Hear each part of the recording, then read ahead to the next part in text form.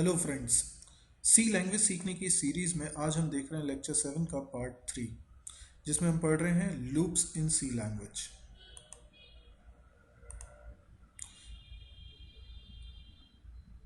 आज हम लोग पढ़ेंगे ब्रेक कीवर्ड के बारे में। ब्रेक एक कीवर्ड है, इसलिए इसे स्मॉल लेटर में ही लिखा जाएगा।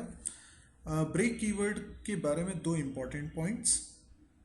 ब्रेक कीवर्ड या तो लूप की बॉडी में यूज़ किया जा सकता है या फिर स्विच की बॉडी में यूज़ किया जा सकता है। इसके अलावा ब्रेक का और कहीं भी इस्तेमाल नहीं किया जा सकता। लूप के अंदर ब्रेक का इस्तेमाल लूप के नॉर्मल एग्जीक्यूशन को बीच में ही टर्मिनेट कराना होता है। यानी एक लूप जिसकी कुछ नॉर्मल लाइफ होती है, जैसे आप लूप को 10 बार चला रहे हैं, 20 बार चला रहे हैं, तो कोड अगर 10 बार चल रहा है लेकिन हम बीच में ही उसे ब्रेक करना चाहते हैं, ख़त्म करना चाह रहे हैं, तो ब्रेक कीवर्ड का यूज़ होगा। तो आइए देखते हैं इसके लिए एक एग्जांपल कि किस तरीके से ब्रेक का इस्तेमाल किया जाता है। आप स्क्रीन को पॉज करके पहले इस कोड को अच्छी तरीके से देख लीजिए।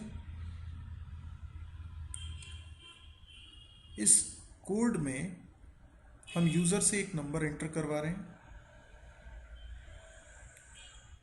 और ये नंबर x में स्टोर हो रहा है। ये कोड printf scanf वाला, या ये कहें कि ये पूरा कोड जो करली ब्रैकेट के अंदर लिखा हुआ है, ये वाइल लूप की वजह से रिपीट हो रहा है। और लॉजिकली देखें तो ये 5 बार रिपीट हो रहा है, क्योंकि आई की वैल्यू हमने 1 से स्टार्ट की है, लेस देन इक्वल टू 5 तक चला रहे हैं और हर बार आई की वैल्यू को 1 से इंक्रीमेंट कर रहे हैं। तो ये कोड 5 बार चलना चाहिए। लेकिन होता ये है कि यदि यूज़र नंबर एंटर करता है और नंबर 0 से बड़ा होता है, यानी पॉजिटिव नंबर होता है, तो ये ब्रेक कीवर्ड चल जाता है। और जैसे ही ब्रेक कीवर्ड चल जाता है, कंट्रोल सीधे लूप की बॉडी के बाहर आ जाता है, जहाँ पर लिखा हुआ है एक स्टेटमेंट। यानी लूप ख़त्म हो जाएगा यदि ब्रेक चल जाएगा। लूप तो वैसे भी ख़त्म होगा अगर ये कंडीशन फॉल्स हो जाए, लेकिन इस कंडीशन का फॉल्स होना मतलब लूप ने अपनी नॉर्मल लाइफ कंप्लीट कर ली, यानी वो 5 बार चल चुका है। 6th टाइम जब आप इस कंडीशन को चेक करेंगे और ये फॉल्स होगी तो लूप एंड होगा, पर इसको बोलेंगे normal life. Normal life complete करके लूप एंड हुआ। पर ब्रेक चलने का मतलब है नॉर्मल लाइफ कंप्लीट होने के पहले ही लूप एंड हो गया, और एक बार ब्रेक चल गया तो लूप की बॉडी के अंदर का कोई भी स्टेटमेंट नहीं चलेगा। यदि ये कंडीशन फॉल्स होती है, यानी यूज़र नेगेटिव नंबर्स एंटर करता रहता है, तो उतनी बार ये लूप चलता रहेगा, क्योंकि उस समय ब्रेक नहीं चल पाएगा। ये ब्रेक इफ़ के साथ लगा है। अगर मैं ये इफ़ हटा दूँ तो ये ब्रेक पे कोई डिसीजन कंट्रोल नहीं है, ये पहली बार में ही चल जाएगा। इसलिए आप अक्सर देखेंगे कि ब्रेक का इस्तेमाल इफ़ के साथ ही होता है। यानी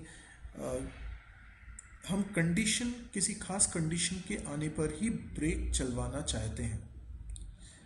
ऐसा हम उन प्रोग्राम्स में करेंगे जहाँ पे हमें कितनी बार कोड को रिपीट करना है ये तो पता है, हम लूप को उतनी बार चला देंगे।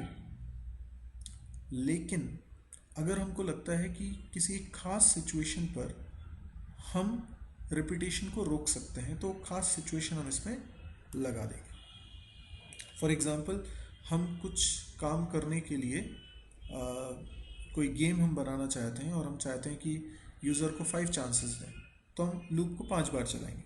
लेकिन अगर वो गेम जीत जाता है, हो सकता है दूसरी चांस में या तीसरी चांस में, तो तभी गेम एंड हो जाना चाहिए और रिपीटेशन रुक जाना चाहिए। इस कोड का आउटपुट क्या आएगा? तो यदि ये लूप अपनी नॉर्मल लाइफ कंप्लीट करेगा तो आई की वैल्यू बढ़कर 6 हो जाएगी, क्योंकि 6 होने पर ये फॉल्स होगा। तो यदि आई की वैल्यू 6 है तो कंडीशन ट्रू है और ये वाला printf चल जाएगा। तो एंड्स नॉर्मली प्रिंट होगा। और यदि कभी ब्रेक चल गया तो ब्रेक चलेगा मतलब आप अंदर आए हैं तभी ब्रेक चला है, आई की वैल्यू डेफिनेटली 5 या 5 से छोटी रही होगी, तो ये कंडीशन फॉल्स हो जाएगी और लास्ट वाला प्रिंट एफ चल जाएगा, यानी अप्लाइड ब्रेक। तो अप्लाइड ब्रेक प्रिंट होगा या इंड्स नॉर्मली प्रिंट होगा, इट डिपेंड्स कि लूप पूरा चला है या बीच में ब्रेक हुआ है।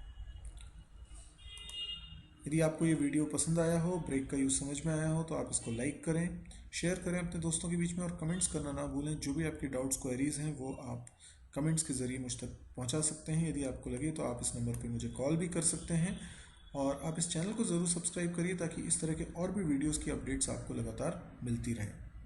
Thank you.